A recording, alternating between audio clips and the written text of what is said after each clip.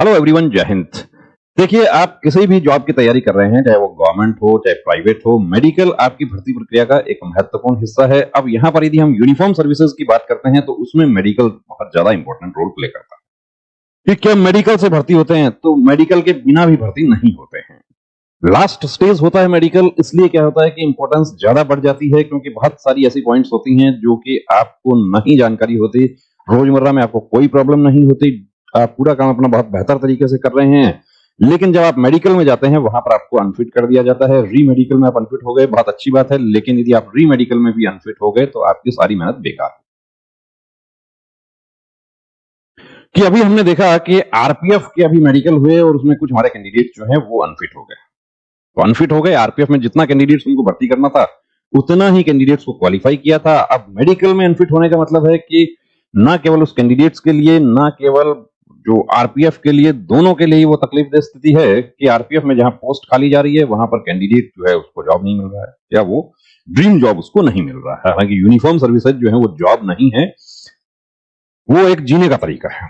अब मेडिकल कितना इंपॉर्टेंट है, जिस तरीके से सीबीटी, पीएसटी, पीटी, डीवी ये सब इंपॉर्टेंस रखती हैं, वैसे ही मेडिकल भी इंपॉर्टेंस रखता है। Police, army, navy, air force, CAPF, चाहे वो एसएससी, जीडी हो, सीपीओ, एसआई, इनमें थोड़ा सा देखिए महत्व उसका बढ़ जाता है। अब मेडिकल एग्जामिनेशन के दो भाग हैं, डीएमई और आरएमई, यानी कि detail medical examination, complete medical examination, जिसमें आपको डायग्नोसिस भी होता है, पूरा बॉडी चेक होता है, स्कैन होता है। और री मेडिकल है संबंधित पॉइंट का मेडिकल। एक प्रश्न होता है आप लोगों का कि क्या कोई ऐसे पॉइंट में भी अनफिट किया जा सकता है जिसका री मेडिकल ना मिला हो? कि री मेडिकल तो मिला कैरिंग एंगल का, लेकिन हाइपर एक्सटेंशन ऑफ एल्बो बता के अनफिट कर दिया गया। बिल्कुल हो सकता है, ये गाइडलाइन में क्लियर लिखा हुआ है कि कोई ऐसा पॉइंट जो डीएमई के बोर्ड को समझ में ना आए या उनसे एरर ऑफ जजमेंट हो जाए तो उसमें आपको बिल्कुल अनफिट किया जा सकता है। जैसे आप री मेडिकल में फिट होते हैं वैसे ही आप री मेडिकल में अनफिट भी हो जाए। अब ये कंप्लीट बॉडी चेकअप, इसमें आपको प्राइवेट पार्ट भी चेक होता है, यानी कि ये अंडरवियर भी आपका हटा दिया जाता है, लेकिन उसमें आपकी प्राइवेसी का पूरा ध्यान रखा जाता है। डिटेल मेडिकल एग्जामिनेशन इसे कहा गया है। अब एक पॉइंट है हमारा कैरिंग एंगल। देखिए, कैरिंग एंगल ये इस तरीके से आप जब अपने हाथों को सामने करते हैं, ये सामने करके आपको हाथ चेक किए जाते हैं, तो कैरिंग एंगल की कोहनी का जो एंगल है वो यहां से और यहां से यहां पर जो एंगल बनता है वो क्या आप खुद से नाप सकते हैं? खुद से आप नहीं नाप पाएंगे, परफेक्ट नहीं नाप पाएंगे, उसके लिए स्पेशलिस्ट हैं उसको नापने के, वहां से आप नपवाएं। आपको डाउट है कैरिंग एंगल पॉइंट कैसे बनते हैं? Carrying angle more than 15 degree, more than 20 degree, more than normal range, या less than 10 degree, cubitus varus लिखा जा सकता है, क्यूबिटस वल्गस लिखा जा सकता है, गन स्टॉक डिफॉर्मिटी या fixed flexion deformity, hyperextension of elbow, ये जनरली मेडिकल के पॉइंट्स होते हैं कोहनी की, यदि हम बात करें तो उसकी। अब क्या आप किसी भर्ती में कैरिंग एंगल में अनफिट है या आपको डाउट है? अब भर्ती में अनफिट है तो एक एक्सपीरियंस आपने ले लिया और वो एक्सपीरियंस बहुत महंगा होता है। आपको डाउट है, आप पहले से चेक करवा सकते हैं।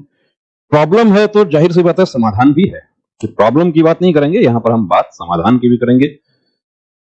कि ये देखिए, ये प्रॉब्लम है, ये है 20 डिग्री से ज्यादा और ये है 10 डिग्री से कम। दोनों ही कैंडिडेट जो है वो दोनों एसएससी जीडी की भर्ती में और आर्मी में बाहर हो चुके हैं। अब फिर तैयारी कर रहे हैं, तो जाहिर सी बात है उस पर प्रयास कर रहे हैं। वो अलाउ कितना है? मेल का 10 से 15, फीमेल का 15 से 20।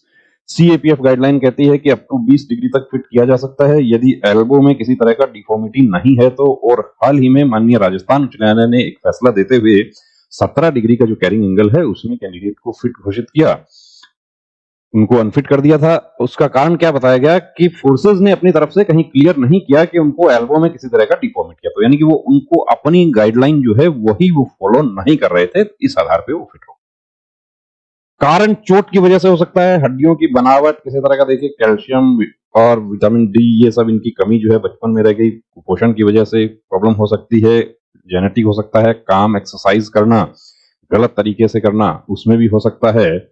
और कुछ हमारे स्पोर्ट्स हैं, देखिए मैं पर्टिकुलर स्पोर्ट्स की बात यहाँ नहीं करूंगा क्योंकि उससे क्या है कि जो हमारे स्पोर्ट्स वाले लोग हैं वो थोड़े से खिलाफ हो जाते हैं। हालांकि इस वीडियो से भी कुछ लोग खिलाफ होते हैं कि आप इसकी बात क्यों कर रहे हैं, तो सिर्फ जानकारी देने के लिए कैंडिडेट्स को ये वीडियो बना रहे हैं। और हम हर साल देखते हैं कि बहुत सारे कैंडिडेट्स सिर्फ कैरिंग एंगल की वजह से अनफिट होते हैं। अब आप एक प्रोफेशनल कोच की देखरेख में आप वो गेम खेल रहे हैं, तब देखिए प्रॉब्लम नहीं होगी, लेकिन आप बिना कोच की देखरेख के खेल रहे हैं तो ये प्रॉब्लम होती है, क्योंकि कोच की देखरेख में आपको प्रॉपर एक्सरसाइज भी करवाया जाता है। एक हाथ का इस्तेमाल ज्यादा होता है, इसलिए दोनों का एंगल सेम नहीं होता, थोड़ा बहुत डिफरेंस रहता है। समाधान क्या, देखिए आप जाते हैं जो हड्डी के डॉक्टर हैं उनके पास, तो वो कहते हैं कि इसकी सर्जरी होगी, सर्जरी करवा के आप अनफिट हो जाएंगे, इससे तो बेहतर यही है कि हम उसको छोड़ दें और सिविल जॉब की तैयारी करें। एक्सरसाइज जिसमें कि ज्यादातर कारगर एक्सरसाइज जो है वो डायमंड पुशअप्स बताई जाती है, या प्रेशर थ्योरी कि इस पर हम इस तरीके से प्रेशर डालें और हाथ जो बाहर है उसको अंदर की ओर लाएं, या अंदर है तो उसको बाहर की ओर ले जाएं। योगा एक्सरसाइज सेम ही है। ऑर्थोसिस के जो ब्रेसेस हैं, कैरिंग एंगल बेल्ट जिसको कहा गया है, देखिए वो कारगर इलाज है। उससे हमने देखा है 25-26 डिग्री वाले जो कैंडिडेट्स हैं वो ही उसको अपना नॉर्मल एंगल करके वो भी आपको प्रॉपर तरीके से यूज करना होगा, आपके नाप से बनेगा। और दूसरी बात, उसको कितने समय तक करना है और करने के बाद और करने से पहले आपको कौन सी एक्सरसाइजेस करनी है वो सब भी डिपेंड करता है। ऐसा नहीं है कि सिर्फ आपने बेल्ट ले लिया और उसको बांध रहे हैं, कहीं पता चला कि ज्यादा बांधने के चक्कर में वो कम हो गया। अब ये जो कैंडिडेट हैं, ये पहले की ये स्थिति है, बाद की ये स्थिति है, ये फिट भी हो गए, एसएससी जीडी में यूनिफॉर्म पहने हुए हैं। इस फोटो पर भी कुछ लोगों को आपत्ति हुई, उन्होंने कहा कि ऐसा कैसे हो सकता है कि सेम फर्श तो सेम ही है, दोबारा देख लीजिए। कि ये जाहिर सी बात है कि 3 महीने पहले की फोटो है, ये 3 महीने बाद की फोटो है, तो बैकग्राउंड थोड़ा बहुत तो चेंज हुआ होगा, लेकिन फर्श एक ही है। फोटो हमारे पास ही लिया गया है। चेहरा क्यों हाइड किया है, तो पर्सनल जानकारी देखिए नहीं देनी चाहिए। ये देखिए कैंडिडेट है, सर मुझे पिछली बार राइट हैंड में क्यूबिटस वायरस का पॉइंट मिला था और मैं अनफिट हो गया था, और अब मैंने हाथ का बेल्ट बनवाया था और ऑन ग्राउंड फिट हो गया। 2 से ढाई महीना बहुत एक्सरसाइज की थी, चोट की वजह से था प्रॉब्लम, और वो ठीक हो गया, भर्ती हो गए, यूनिफॉर्म पहने हुए हैं, कोर्स ज्वाइन कर लिया। और इनकी तरह एक या दो नहीं, ऐसे बहुत सारे कैंडिडेट्स हैं। ब्रेसेस आप ये देख रहे हैं, ये बहन जो है ये दिल्ली पुलिस का भी तैयारी कर रही है, लगभग 2 महीने से ये यूज कर रही है। फर्क पड़ा है, काफी फर्क पड़ा है। और ऐसे एक नहीं, बहुत सारे कैंडिडेट्स हैं, आप भी उनमें शामिल हो सकते हैं। बेल्ट के लिए देखिए आपको क्या करना होगा कि ऑर्थोसिस के जो स्पेशलिस्ट डॉक्टर्स हैं वो ये बेल्ट बनाते हैं। उसके लिए आपका प्रॉपर तरीके से नाप लिया जाता है, आपका एंगल कितना है, फ्लेक्सिबिलिटी कितनी है, उससे पहले और बाद की आपको एक्सरसाइज भी बताई जाती है। एक्सरसाइज के लिए आप हमारे पास आते रहते हैं, और प्री मेडिकल चेकअप के लिए आप यदि हमारे पास संपर्क करना चाहते हैं तो ये नंबर, इस पे कॉल करके अपॉइंटमेंट लें। और मेडिकल से रिलेटेड आपका कोई डाउट है तो आप इस नंबर पे व्हाट्सएप कर सकते हैं। ब्रेसेस से रिलेटेड यदि कोई डाउट है तो मुझे कॉल भी कर सकते हैं, जैसा पहले भी किया था, कुछ लोगों ने करते रहते हैं। तो ब्रेसेस, ऑर्थोसिस एंड प्रोस्थेटिक्स जो है कि ऑर्थोसिस क्या है, प्रोस्थेसिस क्या है, उसके बारे में ज्यादा डिटेल बात नहीं करेंगे। ऑर्थोसिस है कि कुछ जो ऐसे ब्रेसेस जो कि आपके शरीर के साथ लगाए जाएं और उसको वो नॉर्मल रेंज में ले आए। वो ऐसा नहीं है कि सिर्फ कैरिंग एंगल का है, वो नॉकनी का भी है, वो चेस्ट डिफॉर्मिटी का भी है, वो स्कोलियोटिक स्पाइन का भी है। वो पर्टिकुलर स्पेशलिस्ट जो है वो उसी का काम करते हैं। तो कैरिंग एंगल कोई रोजमर्रा के जीवन में प्रॉब्लम नहीं करता, लेकिन हम भर्ती होने जाते हैं उस समय परेशानी कर देता है, सारी मेहनत वहां बेकार हो जाती है, पूरा 100 में से 100 है, लेकिन लास्ट मोमेंट में अनफिट हो गया, बाहर हो जाते हैं। उससे बचने के लिए एक मॉक टेस्ट मेडिकल का भी दें, प्री मेडिकल चेकअप जरूर करवाएं।